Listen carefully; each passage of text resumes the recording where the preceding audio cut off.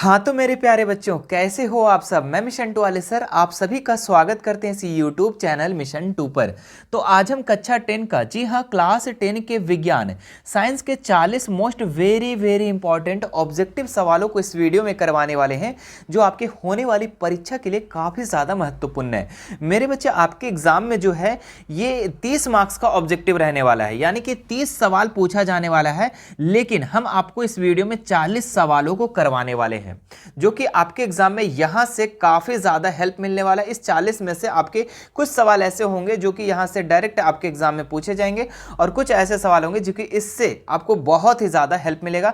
क्योंकि हम जो 40 सवाल करवाने वाले हैं ना, पूरा फुल एक्सप्लेनेशन के साथ, पूरा सरल तरीके से, पूरा फुल एक्सप्लेनेशन के साथ ये 40 सवालों को करवाएंगे, जिसमें से आपको 40 से क्या, इसमें 50-60 सवाल भी आपका क्लियर हो जाएगा। तो आइए मेरे बच्चे शुरू करते हैं और सभी सवालों को एक एक करके देखते हैं।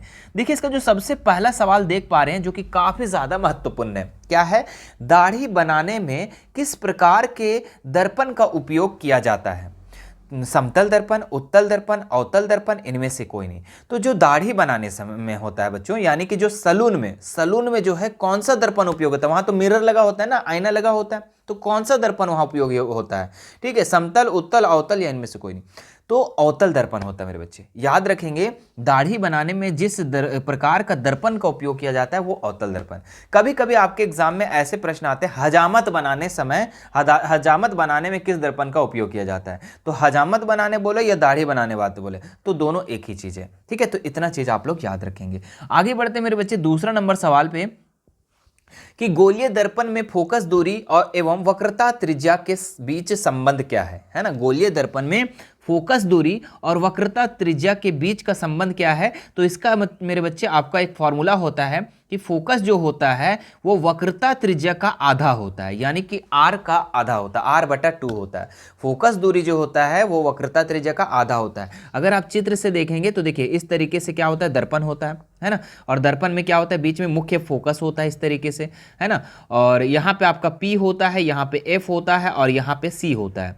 तो जो F होता है मेरे बच्चे, जो F होता है वो वक्रता त्रिज्या का, इसका क्या होता है, आधा होता है ना, आधा होता है। और इसी चीज को अगर इस तरीके से भी कभी कभी रहता है, ध्यान देंगे, मैं पूरा एक्सप्लेनेशन के साथ बता रहा हूं, तो इसमें से तो आप देख सकते हैं ऑप्शन नंबर बी सही हो जाएगा, इन दोनों के बीच संबंध। तो कभी कभी आपके एग्जाम में ऐसा भी पलट करके रख देगा कि, है ना, r/2f, ऐसा भी होता है। क्यों? क्योंकि जो वक्रता त्रिज्या होता है वो फोकस दूरी का डबल होता है। तो ये भी आप याद रखेंगे, क्योंकि देखो ये 2 जो है ना, इधर आके इन 2 में हो जाएगा, तो 2f हुआ कि नहीं हुआ? बिल्कुल हुआ। तो ये दोनों संबंध है, आपका जो ऑप्शन में रहेगा वो आप सही करके आना। कोई दिक्कत मेरे बच्चे नहीं। आगे बढ़ते हैं हम लोग। नेक्स्ट सवाल जो दिया हुआ है, प्रकाश के अपवर्तन की क्रिया में कौन सी भौतिक राशि अपवर्तित रहती है? ठीक है, तो प्रकाश के जब अपवर्तन होता है ना, सबसे पहले आप मुझे बता दो कि प्रकाश के अपवर्तन के कितने नियम हैं। तो फटाक से आपका उत्तर होगा कि सर 2 नियम है। प्रकाश का प्रवर्तन चाहे अपवर्तन, दोनों का 2 ही नियम है ना, याद रखेंगे। हाँ, अब क्या बोल रहा है सवाल, कि प्रकाश के अपवर्तन की क्रिया में कौन सी भौतिक राशि अपवर्तित रहती है, मतलब चेंज नहीं होती है, कौन सी भौतिक राशि? तो प्रकाश के अपवर्तन में आवृत्ति, वेग, तरंग दैर्घ्य, इनमें से कोई नहीं। तो इसमें जो है ना, आवृत्ति चेंज नहीं होता मेरे बच्चे। किसका, कौन सा चेंज नहीं होता? आवृत्ति। तो ऑप्शन नंबर ए इसका राइट हो जाएगा। ठीक है, प्रकाश के अपवर्तन की क्रिया में ये आवृत्ति जो है चेंज नहीं होती है, बाकी वेग, तरंग दैर्घ्य सब चेंज होता है। आगे बढ़ते हम लोग 4 नंबर सवाल पे। 1 मीटर फोकस दूरी वाले उत्तल लेंस की क्षमता होगी। ठीक है, तो इसका एक फॉर्मूला होता है बच्चों। ठीक है, लेंस की क्षमता, ठीक है, P = 1/f। ठीक है, तो 1 मीटर फोकस वाले, है ना, तो यहाँ पे P और F के जगह हम कितना डाल देंगे, हम लोग 1 डाल देंगे, तो इसका आंसर कितना हो जाएगा, 1। और हम लोग जानते हैं बच्चों, जो P को हम लोग सूचित करते हैं उसको हम लोग डायोप्टर में सूचित करते हैं, है ना। पावर को हम लोग जो भी लिखते हैं उसको हम लोग डायोप्टर में लिखते हैं। ठीक है, तो इसका मतलब क्या हुआ कि 1 मीटर फोकस दूरी वाले उत्तल लेंस की क्षमता कितनी होगी, 1 डायोप्टर होगी। ठीक है, अब बताओ यहाँ पे बात रहा कि माइनस में 1 होगा सर कि प्लस में होगा? तो प्लस में होगा बच्चों। जब उत्तल पूछेगा तो प्लस में होगा, और अवतल पूछेगा तो माइनस में होगा। ठीक है, तो ऑप्शन नंबर 20 का राइट हो जाएगा। ठीक है, चलो आगे बढ़ते हैं हम लोग 5 नंबर सवाल में। क्या लिखा हुआ है, 4D क्षमता वाले अवतल लेंस की फोकस दूरी क्या होगी? ठीक है, तो सेम यही प्रश्न है बच्चों जो ऊपर में था, बस इसमें थोड़ा सा चेंज है। एक फॉर्मूला हमने क्या बताया कि पावर = 1/f होता है ना। अब यहाँ पे 4D पहले से पावर दे रखा है, कितना दिया हुआ है, 4D। ठीक है, और यहाँ पे 1/f हो जाएगा। अब ये बच्चों ध्यान दो कि ये f डिवाइड में है ना, ऊपर इधर जाएगा, जब इधर आ जाएगा तो इंटू में हो जाएगा, तो यहाँ पे f हो जाएगा, और ये जो इंटू में इधर आके डिवाइड में हो जाएगा, यानी कि 1/4 हो जाएगा। अब इसका हम लोग जब मान निकालेंगे तो कितना निकल जाएगा, सबसे पहले छोटा है तो 0 पॉइंट डालेंगे तो 10 हो जाएगा, फिर 4 दूनी 8, फिर 2 बचेगा, 4 बचे 20, यानी कि 0.25 आएगा। ठीक है, तो फोकस दूरी हमारा कितना आ गया 0.25। लेकिन बच्चों ये जो है आपका मीटर में है और हमारा किस में आंसर है, सेंटीमीटर में, तो इसको हम लोग सेंटीमीटर में कैसे चेंज करेंगे, इसमें से 100 को गुना कर देंगे। ठीक है, जब 100 को गुना करेंगे तो कितना हो जाएगा बच्चों, जल्दी से बताओ, 25 सेंटीमीटर है ना, 25 सेंटीमीटर इसका राइट आंसर हो जाएगा। 100 को 0.25 से गुना करेंगे तो 25 आ जाएगा, तो 25 सेंटीमीटर इसका राइट हो जाएगा। ठीक है, स्क्रीनशॉट ले सकते हैं बच्चों आप लोग। ठीक है, आगे बढ़ते हैं, आगे बढ़ते हैं। देखिए यहाँ पे क्या है क्वेश्चन। ठीक है, देखिए चित्र को देख के अकबका मत जाइएगा। ठीक है, क्वेश्चन पहले पढ़िए। क्या लिखा, वाहन के अग्रदीपों में किस दर्पण का उपयोग किया जाता है। ठीक है, तो वाहन जो होता है बच्चों, जो गाड़ी होता है उसका एक अग्रदीप जो होता है, अग्रदीप यानी जिसको हम लोग हेडलाइट कहते हैं। ठीक है, तो ये जो देखिए यहाँ पे गाड़ी देख रहे हैं, ठीक है, लड़के को मत देखिएगा, ठीक है, गाड़ी को देखिएगा। यहाँ पे देखिए गाड़ी दिख रहा है, गाड़ी का हेडलाइट, ये इसको हेडलाइट बोलते हैं। ठीक है, और इसमें कौन सा दर्पण का उपयोग होता है, तो बच्चों इसको याद रखिएगा, गाड़ी के हेडलाइट में अवतल, किसका, अवतल का, अवतल दर्पण का उपयोग होता है। और यहाँ पे जो दिख रहा है बच्चों ये वाला, जिससे हम लोग पीछे के दृश्य को देखते हैं, जिसको हम लोग गाड़ी के साइड मिरर कहते हैं, और ये कौन सा दर्पण का उपयोग किया जाता है बच्चों, उत्तल का। ठीक है, किसका उपयोग किया जाता है, उत्तल दर्पण का। ठीक है, जो गाड़ी के हेडलाइट में होता है अवतल, और गाड़ी के साइड मिरर जो हम लोग पीछे के दृश्य को देखते हैं उसमें उत्तल का उपयोग होता है। ठीक है, तो इसका स्क्रीनशॉट ले लो पहले। ठीक है, कंफ्यूज नहीं होना है। ठीक है, अब देखिए क्वेश्चन क्या बोला था, हेडलाइट में है ना, हेडलाइट में, तो हेडलाइट में अभी हम लोग क्या देखें, हेडलाइट में अवतल दर्पण का उपयोग होता है, तो अवतल दर्पण इसका राइट आंसर हो जाएगा। और यही क्वेश्चन बोल देता है कि गाड़ी के पीछे दृश्य को देखने के लिए कौन सा दर्पण है, मतलब साइड मिरर में कौन सा दर्पण का उपयोग होता है, तो उत्तल दर्पण लिखते हैं ना। चलो क्वेश्चन देखिए थोड़ा बहुत चेंज हो सकता है। ठीक है, बहुत सारे क्वेश्चन आप लोगों को मॉडल सेट से मिलेगा। ठीक है, बहुत सारे क्वेश्चन कुछ अलग भी हो सकते हैं। ठीक है, पूरा 2 कॉपी तो मॉडल सेट से तो देगा नहीं। ठीक है, तो जहाँ तक है कि आप इस तरीके का क्वेश्चन को और भी आप लोग कर सकते हैं। ठीक है, आप हमसे जुड़े रहे बच्चों। ठीक है, तो हम दूसरे सेट भी इसी तरीके से बना के और आप लोग को बताऊंगा। ठीक है, इसी तरीके से मैं दूसरा सेट को तैयार करके अपने से बताऊंगा कि कौन कौन से इंपॉर्टेंट क्वेश्चन हो सकते हैं। ठीक है, तो देखिए इसमें से अब हम लोग आते हैं 7 नंबर क्वेश्चन में। ठीक है, क्या लिखा हुआ है, मानव नेत्र जिस भाग पर किसी वस्तु का प्रतिबिंब बनता है वह है। ठीक है, आप देखिए कोई किसी का आंख में आप देखते हैं तो आपका प्रतिबिंब उसमें दिखता है, आपका चेहरा उसमें दिखता है, तो वो कौन सा, किस भाग में दिखता है। ठीक है, कॉर्निया, परितारिका, पुतली या दृष्टिपटल। तो बच्चों इसका जो राइट आंसर हो जाएगा दृष्टिपटल। किस में हो जाएगा बच्चों, दृष्टिपटल। देखिए यहाँ पे आप चित्र में देख सकते हैं, देखिए आंख का ये चित्र बना हुआ है। ठीक है, अब दृष्टिपटल यहाँ पे, ठीक है, यहाँ पे जो है इंसान का जो आंख है वहाँ पे चित्र बनता है ना, प्रतिबिंब बनता है, तो ये हो गया दृष्टिपटल। ठीक है, चलिए आगे बढ़ते हैं बच्चों हम लोग। हाँ, क्या लिखा हुआ, सामान्य नेत्र का दूर बिंदु क्या है। ठीक है, तो सामान्य नेत्र का दूर बिंदु क्या है, जैसे कि किसी का आंख अगर अच्छा है, ठीक है, सामान्य नेत्र है यानी कि नॉर्मल है, ठीक है, किसी का चश्मा वगैरह नहीं लगा हुआ है, तो उसका दूर बिंदु क्या है। ठीक है, तो 20 सेंटीमीटर, 25 सेंटीमीटर, 100 सेंटीमीटर या अनंत। तो दूर बिंदु पूछा बच्चों तो अनंत लिखना है। क्या लिखना है, अनंत। और अगर निकट बिंदु बोला तो 25 सेंटीमीटर। ठीक है, याद रखना एकदम। ठीक है, यहाँ पे लोग कंफ्यूज कर जाता है, क्या कर देता है, तुरंत 25 सेंटीमीटर मार देता है, लेकिन दूर बिंदु पूछा तो अनंत लिखेंगे और निकट बिंदु पूछा तब 25 सेंटीमीटर मारेंगे। ठीक है, चलो आगे आते हैं हम लोग 9 नंबर सवाल में बच्चों। क्या लिखा हुआ है, नेत्र में जाने वाली प्रकाश की मात्रा का नियंत्रण कौन करता है। तो बच्चों नेत्र में जब आपकी आंख में प्रकाश जाता है, तो जब ज़्यादा प्रकाश जाता है तो आप आंख को छोटा कर लेते हैं, और जब प्रकाश कम पड़ता है तो आंख को हम लोग बड़ा कर लेते हैं। तो ये किस कौन नियंत्रण करता है इसका, तो बच्चों इसका राइट आंसर हो जाएगा पुतली। पुतली ही क्या करता है, ये नियंत्रण करता है प्रकाश, नेत्र में जो प्रकाश जाता है उसका नियंत्रण पुतली करता है। ठीक है, देख लीजिए आप पुतली कहाँ पे है। ठीक है, क्योंकि चित्र आप देख लेंगे ना बच्चों तो याद रहेगा, है ना। देखिए ये पुतली है आपको यहाँ पे। ठीक है, और पुतली ही क्या करता है, नियंत्रण करता है।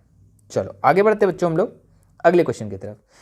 मानव नेत्र में प्रतिबिंब की प्रकृति क्या होती है। ठीक है, तो मानव नेत्र में प्रतिबिंब की प्रकृति क्या होती है, तो ये होता है बच्चों उल्टा और वास्तविक होता है। क्या होता है, उल्टा और वास्तविक होता है। इसका ऑप्शन नंबर डी इसका राइट हो जाएगा। ठीक है, आगे बढ़ते हैं बच्चों। क्या लिखा हुआ है, 1 किलोवाट निम्न में से किसकी इकाई है। ठीक है, तो यहाँ पे बच्चों इसका राइट आंसर हो जाएगा ऊर्जा का। 1 किलोवाट निम्न में से किसकी इकाई है, ऊर्जा का। अगर क्वेश्चन बोल दिया कि ऊर्जा का एक क्या है ना, ऊर्जा का सही मात्रक, तो क्या हो जाएगा 1 किलोवाट। ऊर्जा का इकाई पूछ दिया तो 1 किलोवाट, और 1 किलोवाट किसकी इकाई है, तो ऊर्जा का। तो ऑप्शन नंबर 20 का राइट हो जाएगा। आगे बढ़ते हैं हम लोग। क्या है 12 नंबर में, कूलॉम्ब का एसआई मात्रक क्या है, तो विद्युत आवेश, विद्युत धारा, विभवांतर या प्रतिरोध। तो बच्चों इसका राइट आंसर हो जाएगा विद्युत आवेश। ठीक है, कूलॉम्ब का एसआई मात्रक विद्युत आवेश, याद रख लीजिएगा। ठीक है, चलो आगे बढ़ते हैं हम लोग। विद्युत मोटर एक युक्ति है जो परिवर्तित करती है। ठीक है, तो विद्युत मोटर बच्चों एक युक्ति है, तो वो क्या परिवर्तित करती है। तो आप लोग फैन वगैरह देखे होंगे घर में, है ना, घर में जो फैन होता है वो क्या है, एक मोटर है उसमें लगा होता है। ठीक है, और वो किस में परिवर्तित होता है, तो वो विद्युत ऊर्जा से यांत्रिक ऊर्जा में। क्यों बच्चों, क्योंकि आपका जो फैन होता है बच्चों वो क्या करता है, विद्युत ऊर्जा लेता है और इसको गोल गोल घुमाता है। तो गोल गोल घुमा रहा है, वो क्या हो रहा है, यांत्रिक ऊर्जा में चेंज हो रहा है। विद्युत ऊर्जा से किस में चेंज हो रहा है, यांत्रिक ऊर्जा में। तो ऑप्शन नंबर 20 का राइट हो जाएगा। ठीक है, चलो आगे बढ़ते हैं हम लोग।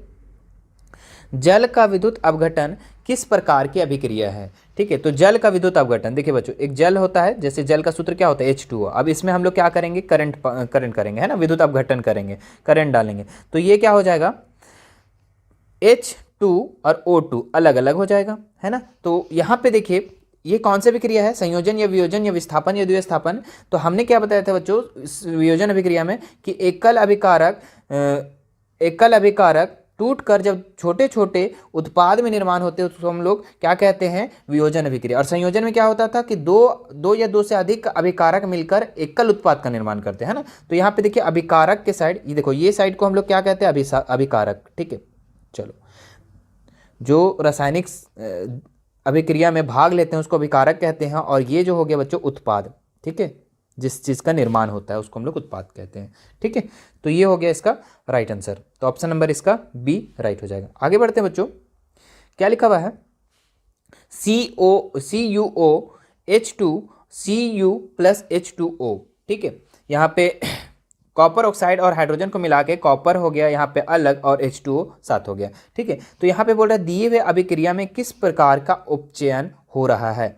तो उपचयन में क्या होता है बच्चों, जब ऑक्सीजन की वृद्धि होती है, ऑक्सीजन की क्या होती है, वृद्धि होती है, ऑक्सीजन का योग होता है, तो उसको हम लोग उपचयन कहते हैं। तो अब देखो कि इसमें से ऑक्सीजन का योग किस में हो रहा है, देखो कॉपर में तो ऑक्सीजन खत्म हो जा रहा है, लेकिन हाइड्रोजन में क्या हो रहा है, ऑक्सीजन का ऐड हो रहा है, एडिशन हो रहा है ना, योग हो रहा है। तो इसका राइट आंसर कौन सा हो जाएगा, हाइड्रोजन, है ना। हाइड्रोजन का क्या हो रहा है, उपचयन हो रहा है। ठीक है, और अपचयन बोल देता तो ऑक्सीजन की कमी, है ना। अपचयन इसमें से कौन सा हो रहा है बच्चों, यहाँ पे कॉपर ऑक्साइड अपचयन हो रहा है ना। तो चलो उपचयन पूछ रहा था तो इसका ऑप्शन नंबर डी राइट हो जाएगा। आगे बढ़ते हैं हम लोग। दिए गए चित्र में किस प्रकार की अभिक्रिया हो रही है। ठीक है, तो यहाँ पे क्या हो रहा है बच्चों कि एक कील, देखिए यहाँ पे लोहा का कील जो है ये किस में डाला जा रहा है, कॉपर सल्फेट में। ठीक है, तो क्या होगा, ठीक है, इसका हम एक समीकरण लिख देते हैं, उसी से समझ में आ जाएगा। देखिए जब कॉपर सल्फेट का सूत्र होता है CuSO4। कॉपर सल्फेट में फेरस को डुबोया जाता है, यानी लोहा का कील को डुबोया जाता है। तो क्या बनता है बच्चों, यहाँ पे क्या है, फेरस अधिक अभिक्रियाशील है, तो ये इसके साथ क्या हो जाएगा, ऐड हो जाएगा, फेरस सल्फेट बना देगा, और कॉपर को क्या कर देगा, विस्थापित कर देगा बच्चों। ठीक है, तो ये कौन सी अभिक्रिया है यहाँ पे बच्चों, कि जब अधिक अभिक्रियाशील वाले तत्व कम अभिक्रियाशील तत्व को क्या कर देता है, विस्थापित कर देता है, तो उसको हम लोग कौन सी अभिक्रिया कहते हैं, विस्थापन अभिक्रिया, यानी कि ऑप्शन नंबर सी इसका राइट हो जाएगा। ठीक है, ऑप्शन नंबर सी इसका राइट हो जाएगा। विस्थापन अभिक्रिया किसको बोलते हैं हम लोग, जब अधिक अभिक्रियाशील धातु कम अभिक्रियाशील धातु को विस्थापित कर देता है ना। तो यहाँ पे देखिए, यहाँ पे फेरस जो है ज़्यादा ताकत वाला है और कॉपर क्या है, कम ताकत वाला है, तो कॉपर को भगा दिया और फेरस सल्फर डाइऑक्साइड सल्फेट के साथ अभिक्रिया कर लिया, है ना। चलो, तो ऑप्शन नंबर सी इसका राइट हो जाएगा। आगे बढ़ते हैं हम लोग। 17 नंबर सवाल में क्या लिखा हुआ है, निम्नलिखित में कौन प्राकृतिक सूचक का उदाहरण है। प्राकृतिक सूचक बोला है ना, तो मिथाइल ऑरेंज ये बच्चों मानव निर्मित सूचक है, ठीक है, कृत्रिम सूचक है। और फिनोल्फ्थेलेन ये भी कृत्रिम सूचक है। लिटमस पत्र ये प्राकृतिक सूचक है बच्चों। क्यों? क्योंकि ये लिचेन नामक पौधा से निकाला जाता है। पौधा क्या है? प्राकृतिक है, और वहाँ प्राकृतिक सूचक हो गया बच्चों। ठीक है, इसी से हम लोग क्या करते हैं? अम्ल और क्षारक का पता लगाते हैं ना। चलो, तो ऑप्शन नंबर सी इसका राइट हो जाएगा। आगे बढ़ते हैं हम लोग। किसी विलयन का पीएच मान 10 है तो वह निम्नलिखित में से क्या होगा? अम्ल होगा, लवण होगा, उदासीन होगा या क्षार होगा? तो आप लोग को पता है बच्चों, एक पीएच स्केल होता है। ठीक है, 0 से लेकर 14 तक की गिनती लिखी हुई रहती है। बीच में कितना होता है? 7 होता है। और यहाँ से यहाँ तक का जो होता है उसको अम्ल कहते हैं। यानी कि 0 से 7 के बीच रहा है ना, अम्ल लिख दिए हम अम्ल है ना। तो 0 से 7 के बीच रहा तो उसको अम्ल कहेंगे, और जो 7 से 14 के बीच रहेगा उसको हम लोग क्षारक कहेंगे। ठीक है, और जो बीच में रहा उसको हम लोग उदासीन कहेंगे। ठीक है, इसका स्क्रीनशॉट ले लो पहले। ठीक है, उसके बाद बता रहे हैं। ले लिए। अब देखो यहाँ पे क्या है? 10 है। अब बताओ 7 और 10 के बीच जो भी आएगा वो क्या आ जाएगा? क्षारक में आ जाएगा। तो ऑप्शन नंबर इसमें कौन सा हो जाएगा? ऑप्शन नंबर डी इसका राइट हो जाएगा। ठीक है, यही चीज़ रहता है कि एक विलयन का पीएच मान 4 है, 3 है, 2 है, तो वो अम्ल में चला जाता है। और यहाँ पे 7 से अधिक हो गया तो क्षार। अगर क्वेश्चन पूछ दिया कि 7 के बराबर होता तो क्या होता? तो उदासीन होता, है ना। चलिए, तो इसमें से हम लोग को पूछ दिया था 10 का, है ना, 7 से अधिक, तो ऑप्शन नंबर डी इसका राइट हो जाएगा। चलिए आगे बढ़ते हैं बच्चों हम लोग। क्या लिखा हुआ है? दिया गया चित्र क्या सूचित करता है? ठीक है, तो आप लोग देखे होंगे बच्चों, कोई अम्ल वगैरह वैसा चीज़ आपके घर में आता होगा तो इस तरीके से साइन बना होगा, है ना, इस तरीके से। तो ये साइन क्या बताता है? ये बताता है बच्चों कि जो अम्ल है उसको हथेली पे, खुली हथेली पे नहीं लेना चाहिए। देखिए, अगर हथेली पे ले लेंगे तो यहाँ देखिए दिख रहा है ना, इस तरीके से दुर्घटनाग्रस्त हो जाएगा, है ना। इस तरीके से आपका हाथ खराब हो सकता है। तो ये क्या बता रहा है? ऑप्शन यहाँ पे देखते हैं। हमें हमेशा हाथ साफ रखना चाहिए। नहीं बच्चों, ये गलत, ये चीज़ नहीं बता रहा है, ये संकेत नहीं कर रहा है। क्या कर रहा है? हमें प्रयोगशाला में हाथ धोकर जाना चाहिए, ये भी संकेत नहीं, ये गलत कर रहा है। हमें अम्ल से हाथ धोना चाहिए। बताओ, अम्ल से हाथ धोएंगे, वैसे वैसे खतरनाक अम्ल होते हैं, बहुत भयानक भयानक एसिड होता है, उससे धोएंगे तो बताओ क्या होगा? हाथ इस तरीके से जल जाए, है ना। सांद्र अम्ल और क्षार वाले बर्तन चेतावनी चिन्ह, है ना, ये चेतावनी चिन्ह है बच्चों। ठीक है, इस तरीके से किसी भी चीज़ को हम लोग डायरेक्ट हाथ में हथेली पे नहीं ले सकते हैं, है ना। तो ऑप्शन नंबर इसका डी राइट हो जाएगा। चलिए आगे बढ़ते हैं बच्चों हम लोग।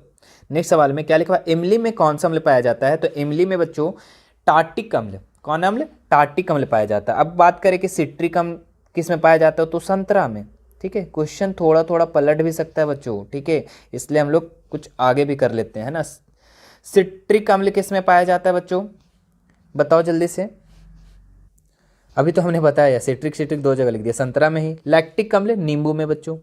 ठीक है, याद रखना है। और टार्टिक तो हम बता दिए बच्चों, है ना, किसमें? इमली में। तो ये याद रखना है, स्क्रीनशॉट ले लो कि सिट्रिक संतरा में, लैक्टिक नींबू में। चलो आगे बढ़ते हैं हम लोग। कौन आधातु कमरे के ताप पर द्रव अवस्था में पाया जाता है? तो यहाँ पे क्या पूछा है? ध्यान दो, आधातु, धातु वाला बोल के और तुरंत पारा मत मार देना, है ना। यहाँ पे आधातु बोला है। कौन आधातु जो है कमरे के ताप पर द्रव अवस्था में पाई जाती है? तो बच्चों ये ब्रोमीन है। ब्रोमीन ऐसे आधातु है जो कमरे के ताप पर द्रव होती है। और यही क्वेश्चन पूछता है कि धातु, कौन सी धातु जो कमरे के ताप पर द्रव अवस्था में पाई जाती है? तो पारा, है ना। लेकिन आधातु पूछेगा तो ब्रोमीन। ठीक है, चलो एक क्वेश्चन और बच्चों मेरे दिमाग में आ गया। ठीक है, जो क्वेश्चन इसका कर बताइएगा, ठीक है, कमेंट में आप लोग, कि कौन सा आधातु है ना, जो विद्युत का सुचालक है? कौन सा आधातु जो विद्युत का सुचालक है? इसको कमेंट में करके जल्दी से बताओ बच्चों, है ना। कौन सा आधातु जो विद्युत का सुचालक है? चलिए, आप क्लास 9th में भी पढ़े होंगे, है ना, तो उसको जरूर बताइएगा। आगे बढ़ते हैं हम लोग।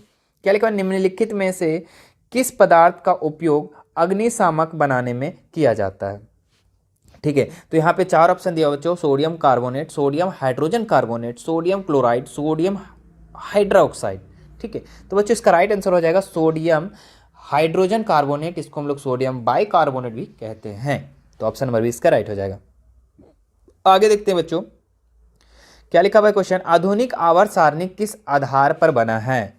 सबसे पहली बात की कभी किसी स्टूडेंट्स लोग को कि आधुनिक मतलब आवर्त सारणी पता ही नहीं होता है क्या होता है। तो देखिए ये चित्र जो देख रहे हैं ना, यही है आवर्त सारणी। आप बहुत लोगों के बुक में देखे होंगे, है ना, आप क्लास 9th के बुक में भी ऐसे छपे देखे होंगे, शायद नहीं पढ़े होंगे लेकिन देखे ज़रूर होंगे, है ना। कोई कैलेंडर वगैरह में होता होगा इस तरीके से, है ना। ये जो साइंस स्टूडेंट्स जो आपके भाई बहन, बड़े भाई बहन लिए होंगे, उन लोग के भी ये पीरियोडिक टेबल रहता है ना। आवर्त सारणी इसी को बोलते हैं बच्चों, ठीक है, याद रखना, आवर्त सारणी इसी को कहते हैं। अब क्वेश्चन क्या बोला है कि ये जो आवर्त सारणी है किस आधार पर बना है? परमाणु संख्या, परमाणु द्रव्यमान, परमाणु संरचना या परमाणु आकार, ठीक है। तो जो आधुनिक, जो अभी का जो पीरियोडिक टेबल है बच्चों, अभी का आवर्त सारणी है वो परमाणु संख्या के आधार पर बना हुआ है, जो कि आप लोग 9th क्लास में याद किए होंगे। Hydrogen, helium, lithium, beryllium, boron, carbon, nitrogen, oxygen, fluorine, कम से कम 20 तक तो आप लोग याद किए होंगे, है ना। हम तो अपने कोचिंग में भी ये 20 तक का लगभग क्लास 9th में याद करवा ही देता हूँ, ठीक है। चलो आगे देखते हैं। तो यहाँ पे परमाणु संख्या के आधार पर इसका राइट आंसर हो जाएगा बच्चों, ठीक है। परमाणु संख्या के आधार पर ही आवर्त सारणी को रखा गया है, आधुनिक आवर्त सारणी, मॉडर्न पीरियोडिक टेबल, है ना।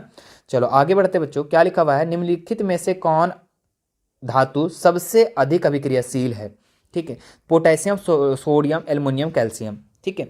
तो सबसे अधिक अभिक्रियाशील कौन सी धातु है बच्चों? तो ये है पोटेशियम, ठीक है। आपको एक चित्र बता रहे बच्चों, इसका स्क्रीनशॉट लेना कि सबसे अधिक अभिक्रियाशील और सबसे कम अभिक्रियाशील का एकदम पूरा सीरीज बना हुआ है, ठीक है।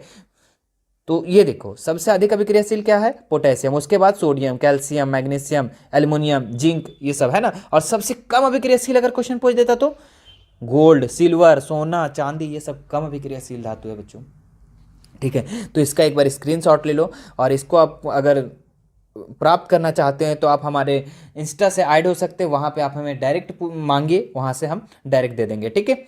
या फिर आप हमारे व्हाट्सएप ग्रुप में जो डिस्क्रिप्शन बॉक्स में लिंक दिया हो वहाँ से भी ऐड हो सकते हैं, ठीक है। चलो, तो ये क्लियर हो गया कि सबसे अधिक अभिक्रियाशील धातु कौन है? पोटेशियम। और सबसे कम अभिक्रियाशील धातु अभी हमने बताया, कमेंट करके बताओ जल्दी से, क्या बताया था? हाँ, चलिए आगे आते हैं हम लोग। 25 नंबर सवाल, क्या लिखा हुआ है? पृथ्वी की भूपर्पट्टी में प्राकृतिक रूप से पाए जाने वाले तत्व या यौगिक को क्या कहते हैं? ठीक है, पृथ्वी में भूपर्पट्टी पर प्राकृतिक रूप से जो पाया जाता है बच्चों, उसको हम लोग क्या कहते हैं? तो उसको हम लोग खनिज कहते हैं, ठीक है। जो प्राकृतिक रूप से डायरेक्ट पाया जाता है ना भूपर्पट्टी पर, पृथ्वी के भूपर्पट्टी पर, तो क्या पाया, उसको बोलते हैं हम लोग खनिज कहते हैं। और उसके साथ कुछ जरूरी चीज़ भी निकल जाता है साथ साथ में, है ना। जब खनिज हम लोग निकालते हैं तो उसके साथ साथ कुछ जरूरी चीज़ भी निकल जाता है, जिसको हम लोग अयस्क कहते हैं बच्चों, ठीक है। तो ये क्लियर हो गया, ऑप्शन नंबर 20 का राइट हो जाएगा। आगे बढ़ाते हैं हम लोग। प्रोपेनॉल में कौन अभिक्रियाशील समूह मौजूद है? ठीक है, तो प्रोपेनॉल, है ना। तो देखिए, नॉल, हॉल, है ना, तो ये कौन सा हो जाएगा बच्चों? एल्कोहल क्रिया समूह में, है ना। इसमें क्रियाशील समूह जो है अलग अलग होता है बच्चों, एल्कोहल, कीटोन, सबका अलग अलग होता है, एल्डिहाइड, कार्बोक्सिलिक अम्ल, बहुत अलग अलग होता है। लेकिन ये प्रोपेनॉल है बच्चों, ये एल्कोहल समूह का है ना। तो ऑप्शन नंबर ए इसका राइट हो जाएगा, ठीक है। एल्कोहल मतलब आप दारू को मत समझिए, इसका एक समूह है पूरा, है ना। आपका जो उसका सूत्र भी जो होता है C2H5OH, है ना, ये इसका सूत्र होता है दारू का, ठीक है। चलो आगे बढ़ते हैं हम लोग। 27 नंबर सवाल, क्या लिखा हुआ है? प्रकाश संश्लेषण प्रक्रिया में निम्नांकित में क्या नहीं होता है? ठीक है, तो प्रकाश संश्लेषण में क्या नहीं होता है? जल का टूटना, ये तो होता है बच्चों। ऑक्सीजन का मुक्त होना, अरे क्यों नहीं होगा, है ना। जब प्रकाश संश्लेषण होगा तो हमारे पेड़ पौधे से ऑक्सीजन भी मुक्त होता है, ये भी सही है। कार्बन डाइऑक्साइड का मुक्त होना ना, कार्बन डाइऑक्साइड तो वो लेता है ना, तो ये नहीं होता है ना, कार्बन डाइऑक्साइड नहीं होता है। क्या लिखा हुआ है? निम्नलिखित में से क्या नहीं होता प्रकाश संश्लेषण? तो ये कार्बन डाइऑक्साइड का मुक्त होना नहीं होता है, ये मुक्त नहीं होता है ना। कार्बन डाइऑक्साइड का उपयोग होना, हाँ उपयोग तो होता है प्रकाश संश्लेषण में, लेकिन मुक्त नहीं होता है बच्चों, निकलता नहीं है कार्बन डाइऑक्साइड, निकलता क्या है? ऑक्सीजन निकलता है ना। तो ऑप्शन नंबर सी इसका राइट हो जाएगा। आगे बढ़ाते हैं हम लोग। क्या लिखा हुआ है? फ्लोएम में खाद्य पदार्थों का परिवहन पौधे में किस दिशा में होता है? ठीक है, तो बच्चों एक संवहन उत्तक होता है, ठीक है, दो संवहन उत्तक, एक जाइलम होता है और एक फ्लोएम होता है, ठीक है। तो यहाँ पे फ्लोएम पूछ रहा है, तो फ्लोएम में जो पौधे का वहन होता है, अब फ्लोएम करता क्या है बच्चों? देखो ये पेड़ है ना, देखो बताते हैं, सिंपल से समझना। इसका दो उत्तक होता है, जाइलम और फ्लोएम। क्या होता है? जाइलम, एक बार लिख देते हैं, जाइलम और फ्लोएम, ठीक है। वीडियो लंबा होगा बच्चों, कोई दिक्कत नहीं है, मेन चीज़ है कि समझ में आना चाहिए, है ना। एक फ्लोएम एक जाइलम, ठीक है, क्योंकि इससे से रिलेटेड बहुत सारे क्वेश्चन आप लोग का एक्स्ट्रा भी दिया जाएगा, ठीक है, एग्जाम में। तो जाइलम और एक फ्लोएम होता है। तो सबसे पहले जाइलम क्या करता है बच्चों, जड़ से जितना भी खनिज लवण जल वगैरह वगैरह होता है ना, ये सब क्या करता है, पत्तियों तक पहुंचाता है, खाना बनाने के लिए, भोजन को प्राप्त करने के लिए, प्रकाश संश्लेषण के लिए। कहाँ तक पहुंचाता है, पत्तियों तक पहुंचाता है, ठीक है, ये जाइलम का काम है। तो जाइलम क्या हुआ कि नीचे से ऊपर की तरफ वहन कर रहा है, क्लियर है, ये जाइलम क्या कर रहा है, नीचे से ऊपर की तरफ कर रहा है, ठीक है। अच्छा, अब फ्लोएम क्या करता है बच्चों, फ्लोएम ने जो पत्तियों पर जो बना भोजन है बच्चों, पत्तियों में जो बना भोजन वो क्या करता है, अन्य भागों तक पहुंचाता है, सभी भागों तक पहुंचाता है। कौन, फ्लोएम ये करता है, पत्तियों में जो बना भोजन उसको अन्य भागों तक पहुंचाता है। तो ये जो फ्लोएम है बच्चों, ये इसका दिशा जो होता है ऊपर भी होता है और नीचे भी होता है, क्योंकि ये ऊपर तरफ भी जाता है भोजन को लेकर और ये नीचे तरफ भी आता है। तो ये अन्य भाग क्या हो गया, अन्य भाग ये सब भी है ना, तो ये नीचे भी आ रहा है और ऊपर भी जा रहा है ना। तो इसका राइट आंसर क्या हो जाएगा बच्चों, यहाँ पे देखते हैं क्वेश्चन अब क्या पूछा था।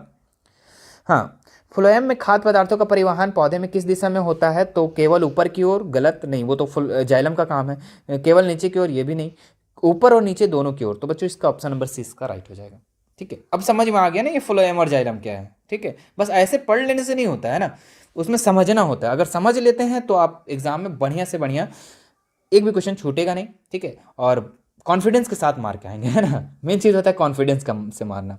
चलिए बच्चों, अगर वीडियो अच्छा लग रहा होगा ना तो लाइक ज़रूर कीजिएगा, है ना, लाइक ज़रूर कीजिएगा और ज़्यादा से ज़्यादा शेयर कीजिए, है ना, ज़्यादा से ज़्यादा शेयर कीजिए, थोड़ा सपोर्ट कीजिए बच्चों, है ना। चलो आगे बढ़ते हैं हम लोग। क्या लिखा है, वृक्क की रचनात्मक तथा क्रियात्मक इकाई को क्या कहते हैं, ठीक है। तो वृक्क का रचनात्मक और क्रियात्मक इकाई को वृक्काणु कहते हैं बच्चों। देखिए यहाँ पे थोड़ा सा मिसप्रिंट है, वृक्काणु होगा, है ना। तो ऑप्शन नंबर 20 का राइट हो जाएगा। आगे बढ़ते हैं बच्चों हम लोग। फल को पकाने के लिए कौन सा हार्मोन उत्तरदायी होता है, ठीक है। तो फल को पकाने के लिए कौन सा, ऑक्सिन, जिबरेलिन, एथिलीन या फिर पसाइटोकिनिन, ठीक है। तो बच्चों इसका राइट आंसर हो जाएगा जिबरेलिन, ठीक है। फल को पकाने के लिए कौन सा हार्मोन उत्तरदायी है, जिबरेलिन, ठीक है। चलो आगे बढ़ाते हैं हम लोग। क्या लिखा हुआ है, एस्ट्रोजन स्रावित होता है, ठीक है। तो ये अंडाशय में थायराइड द्वारा, वृषण द्वारा, प्यूटरी द्वारा। एस्ट्रोजन जो है बच्चों ये किसका है, ये किस में होता है, एस्ट्रोजन जो होता है बच्चों, एस्ट्रोजन जो होता है वो होता है स्त्रियों में होता है ना, किस में होता है, स्त्रियों में। और ये किस में होगा बच्चों, अंडाशय, थायराइड, वृषण या प्यूटरी। तो बच्चों स्त्रियों में ही अंडाशय होता है, तो ये हमारा ऑप्शन नंबर ए इसका राइट हो जाएगा, ठीक है। प्रोस्टेशन कहता तो हमारा वो पुरुषों में हो जाता, ठीक है। आगे बढ़ते बच्चों हम लोग 32 नंबर सवाल में। क्या लिखा हुआ है, नर युग्मक और मादा युग्मक के संलयन को क्या कहते हैं। तो नर युग्मक बच्चों, ठीक है, और मादा युग्मक के संलयन को हम लोग निषेचन कहते हैं। तो ऑप्शन नंबर 20 का राइट हो जाएगा। आगे बढ़ते 35 नंबर सवाल दिया गया बच्चों। देखिए क्या दिया हुआ है, दिए गए चित्र में कौन सा जनन हो रहा है, ठीक है। तो यहाँ पे देखिए हाइड्रा का चित्र दिया गया है और ये किस तरीके से जनन हो रहा है बच्चों, मुकुलन, विखंडन, द्विविखंडन या पुरजनन। तो बच्चों इसका जो राइट आंसर हो जाएगा, हाइड्रा जो होता है इसका जनन जो होता है मुकुलन द्वारा होता है, यानी कि ऑप्शन नंबर ए इसका राइट हो जाएगा। आगे बढ़ते बच्चों, क्या लिखा हुआ है, पक्षी और चमगादड़ के पंख है तो कैसे अंग है ना। पंख जो पक्षी और चमगादड़ के पंख है कैसे है, समजात अंग है, अवशेषीय अंग है, जीवाश्म या फिर असमजात, ठीक है। तो पक्षी और चमगादड़ के जो पंख है बच्चों वो समरूप है, क्या है, समरूप है, ठीक है, जो कि ऑप्शन में नहीं दिया हुआ है। समरूप में क्या हो जाता है बच्चों कि जो दोनों का जो पंख है वो उड़ने का काम कर रहा है, ठीक है। तो ये क्या हो गया, समरूप हो गया। तो समजात तो होगा नहीं, अवशेषीय तो होगा नहीं, और जीवाश्म तो होगा नहीं, असमजात हो जाएगा बच्चों। क्यों, क्योंकि समजात नहीं है तो असमजात हो जाएगा, ठीक है, समरूप हो जाएगा। तो ऑप्शन नंबर डी इसका राइट हो जाएगा, ठीक है।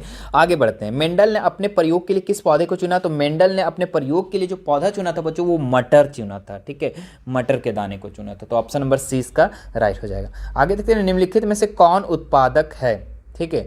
तो यहाँ पर बच्चों आप लोग को सबसे पहले आहार श्रृंखला के बारे में जानना होगा। क्या है ना कि दुनिया में जितने भी चीज़ हैं वो भोजन के लिए एक दूसरे पर निर्भर है, ये तो आपको पता है, ठीक है। तो यहाँ पे एक चित्र दिखाएगा बच्चों, इस चित्र को देखो ध्यान से कि देखो यहाँ पे सबसे पहला नंबर में आप लोग का आ जाता है घास, घास के बाद टिड्डा, उसके बाद मेंढक, सांप और बाज, ठीक है। तो यहाँ पे देखो घास को कौन खाता है, टिड्डा, टिड्डा को कौन खाता है, मेंढक, मेंढक को कौन खाता है, सांप, सांप को कौन खाता है, बाज खाता है, ठीक है। इसी तरीके से बहुत सारे श्रृंखला दिए हुए हैं, 3 श्रृंखला है जिसमें से हम एक श्रृंखला को यहाँ पे बता रहे हैं, ठीक है।